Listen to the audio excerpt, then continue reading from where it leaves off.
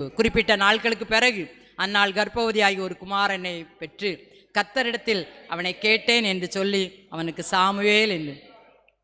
அதுக்கு பிறகு நம்ம பார்த்தீங்கன்னா அவளுக்கு இன்னும் 3 குமாரர்கள் என்னெல்லாம் கிடைச்சாங்களா? அடுத்த அதிகாரம் 26 வசனத்தில் அப்படியே கர்த்தர் அந்நாளை கிடைச்சித்தார். அவள் கற்பந்தரித்து 3 குமாரர். ஒரு குமாரர் தான் கேட்டா, ஊழியத்துக்கு விட்டுருவேன்னு சொன்னனால திரும்ப 3 குமாரர் 2 குமாரத்தில் ஆமே. இந்த இடத்துல எதை நிமித்தமாய், அதான் நம்ம நீதிமொழியில் அடிக்கடி சொல்லி ஜெபம்ல வசனம் எத்தனை அதிகாரம் எத்தனை வசனம்? 13 நினைக்கிறேன்னு.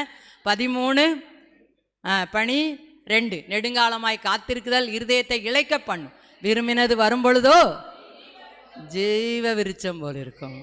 ஆண்டவர்கிட்ட வந்திருக்கோம். எந்த காரியத்தில் நீங்கள் இடத்துல சோர்ந்து வந்திருக்கீங்களோ தெரியாது.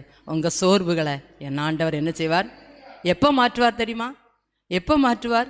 மனம் திறந்த